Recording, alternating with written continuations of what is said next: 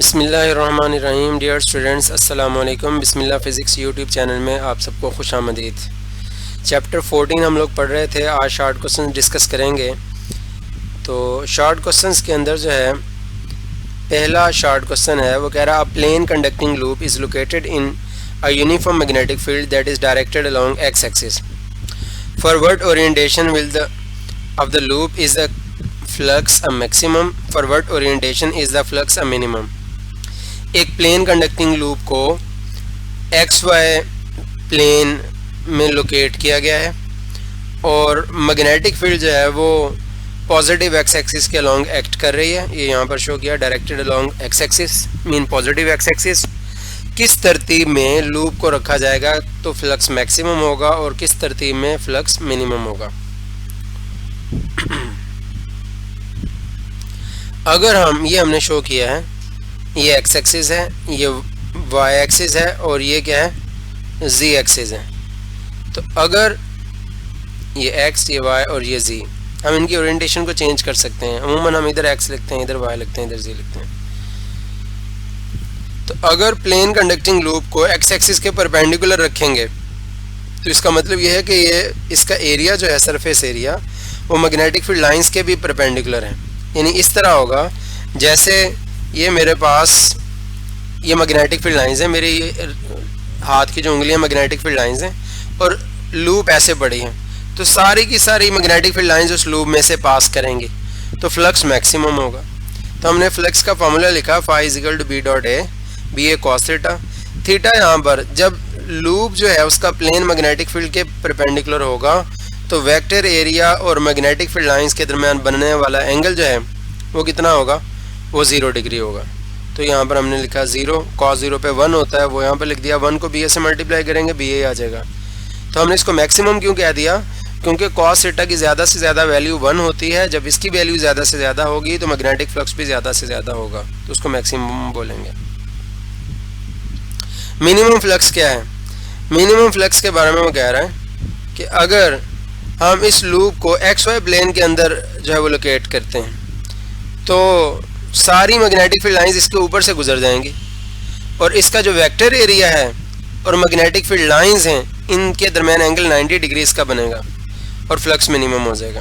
Formula ये है, B A cos theta. Theta यहाँ पर 90 डिग्री बन रहा है, देखें वेक्टर एरिया और मैग्नेटिक फील्ड लाइन के दरमियान एंगल 90 डिग्रीज।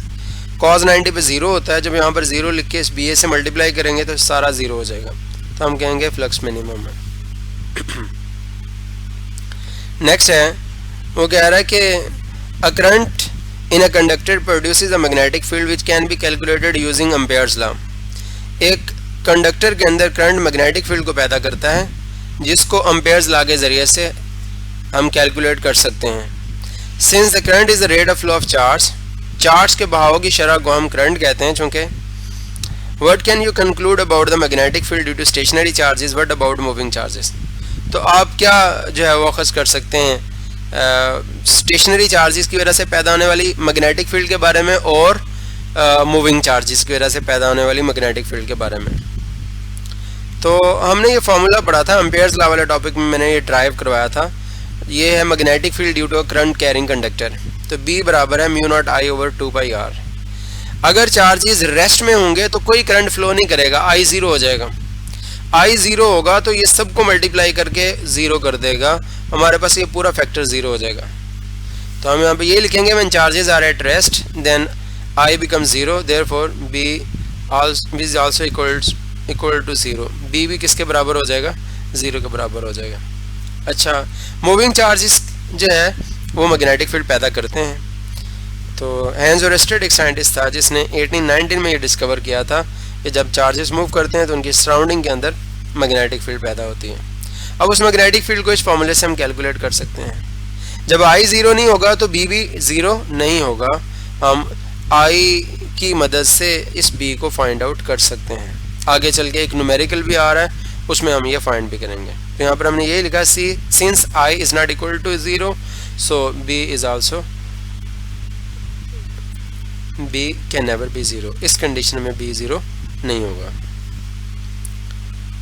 अच्छा, इसमें यहाँ पर अगर करंट की वैल्यू हमें पता हो तो करंट की वैल्यू यहाँ पर पुट कर देंगे। म्यू नॉट कांस्टेंट है और पाई भी कांस्टेंट है, और आर वो डिस्टेंस है जो करंट कैरिंग कंडक्टर से जिस डिस्टेंस पे हम मैग्नेटिक फील्ड फाइंड करना चाहते हैं। एक्चुअल में एम्पियरियन लूप का रेडियस है, लेकिन ये रेडियस हम उतना ही लेते हैं जितने डिस्टेंस पे हम मैग्नेटिक फील्ड को फाइंड करना चाहते होते हैं। तो आई और आर की वैल्यूज पुट करके हम बी को फाइंड आउट कर सकते हैं। ये कांस्टेंट है, ये वैल्यूज हम पहले पढ़ चुके हैं। म्यू नॉट होता है 4 pi cross 10⁻⁻7 weber per ampere per metre, और पाई की वैल्यू 3.14 होती है। थर्ड शॉर्ट क्वेश्चन है, वो कह रहा है कि describe the change in the magnetic field inside a solenoid carrying a steady current I if the length of the solenoid is doubled but the number of turns remains same, and the number of the turns is doubled but the length remains same। आप बयान करें कि क्या change आता है magnetic field के अंदर, solenoid के अंदर, जिसमें एक स्टेडी करंट गुजर रहा है, यानी यूनिफॉर्म करंट गुजर रहा है, अगर सोलेनॉइड की लेंथ को डबल कर दिया जाए नंबर ऑफ टर्न्स को सेम रखते हुए। तो पहला पार्ट पहले देखते लेते हैं। सोलेनॉइड की मैग्नेटिक फील्ड का फॉर्मूला ये ड्राइव किया था, B = mu not N I. Small n बराबर होता है कैपिटल N ओवर L के, तो हमने लिख दिया स्मॉल n की जगह पर कैपिटल N ओवर L। बाकी वैसे म्यू नॉट वैसे ही लिख दिया, ये I भी वैसे ही लिख दिया। अब रूल ये है कि जिन फैक्टर्स को उसने चेंज करने का बताया उन पे हम प्राइम लगा देते हैं। यहाँ पर दो फैक्टर्स के चेंज करने का बताया, B का और लेंथ का। डेफिनेटली लेंथ पे भी डिपेंड कर रहा है, तो लेंथ के ऊपर भी प्राइम लगा देंगे और बी के ऊपर भी प्राइम लगा देंगे। यहाँ पर शो नहीं किया, लेकिन आप एक स्टेप बढ़ा लें तो ज़्यादा बेहतर है। आप लिखेंगे B prime equals to mu not N I over L prime. फिर अगले स्टेप में एल प्राइम की जगह पर 2l लिख देंगे यहाँ पर। अब ये वाला 2 जो है ये 1/2 है एक्चुअल में, इस हाफ को हम शुरू में लिख देंगे। ये mu not N I over L ये इधर आ जाएगा। Mu not N I over L B के बराबर है, तो इसकी जगह पर हम इसकी जगह पर क्या लिख देंगे, अगले स्टेप में b लिख देंगे। तो b prime equals to 1/2 b। इसका मतलब ये है कि लेंथ के डबल करने से b हाफ हो गई। जितनी पहले b था, मैग्नेटिक फील्ड जितनी पहले थी उसका बाद में हाफ हो गई लेंथ, सोलेनॉइड की लेंथ को डबल करने से। अच्छा, अब दूसरे पार्ट में वो कह रहा है कि b पार्ट में वो कह रहा है the number of turns is doubled but the length remains same. अगर सोलेनॉइड की नंबर ऑफ टर्न्स को डबल कर दिया जाए लेंथ को सेम रखते हो तो फिर क्या होगा। तो हमने ये फॉर्मूला दोबारा लिखा, B = mu not N I, small n की जगह पर कैपिटल N ओवर L लिख दिया जो हमने पढ़ा था। अब एक दफ़ा B के ऊपर प्राइम लगाएंगे, एक दफ़ा N के ऊपर प्राइम लगाएंगे। तो अगले स्टेप में n प्राइम की जगह पर 2n लिख देंगे, क्योंकि क्वेश्चन की स्टेटमेंट में गिवन है कि नंबर ऑफ टर्न्स को डबल कर दें। तो b prime equals to mu not n prime की जगह पर 2n आ जाएगा। आप लिख लेंगे, इस यहाँ पर एक स्टेप बढ़ा लेंगे, पहले लिखेंगे b prime equals to mu not n prime i over l। तो फिर यहाँ पर इनकी वैल्यूज पुट कर देंगे। n प्राइम की वैल्यू क्या है, 2n over l, sorry n prime की वैल्यू 2n है, वो लिख देंगे ये वाले।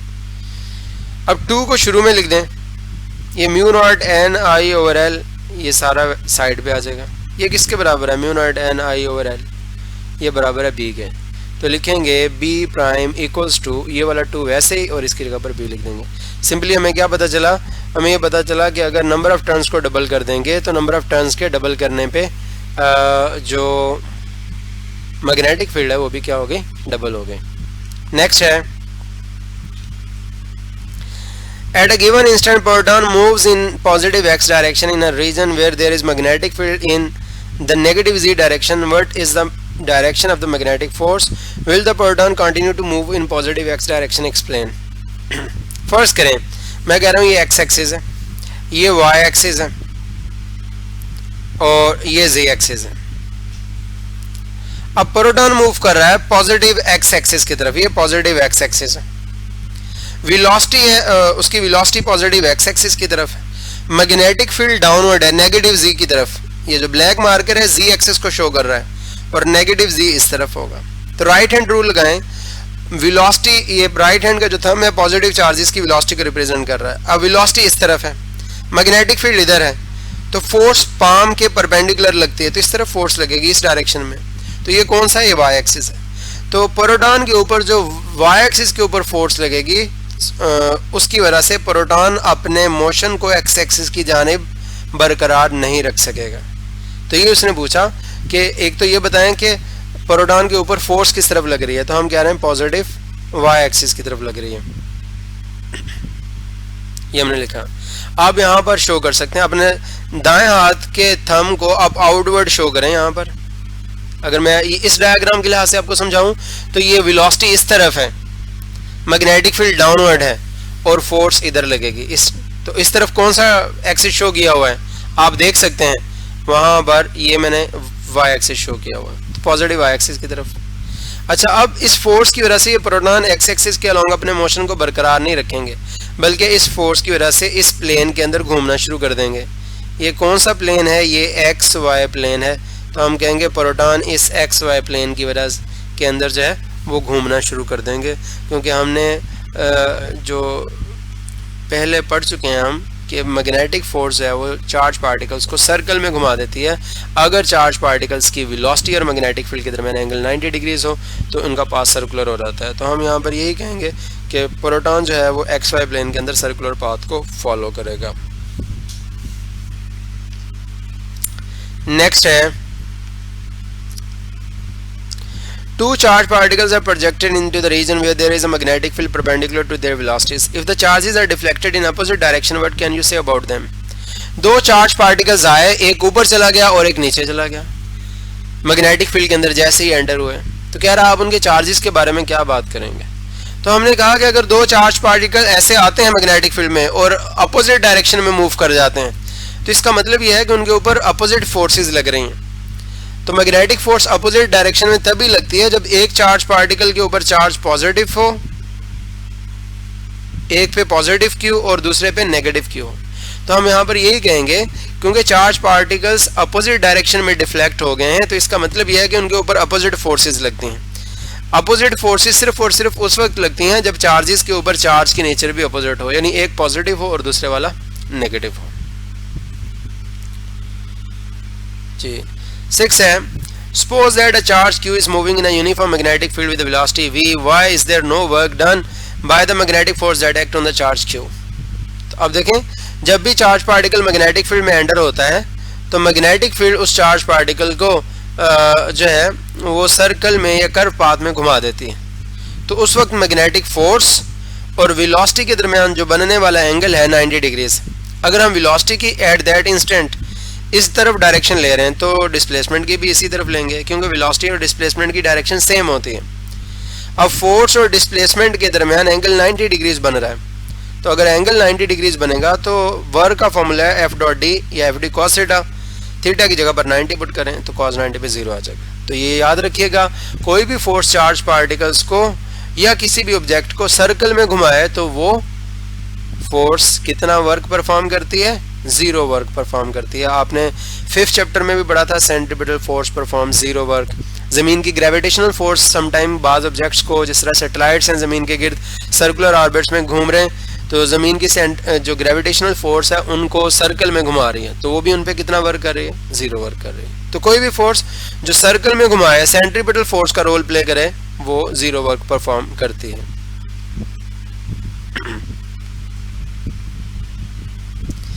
नेक्स्ट है, वो कह रहा है if a charge particle moves in a straight line through some region of space, can you say that the magnetic field in the region is 0।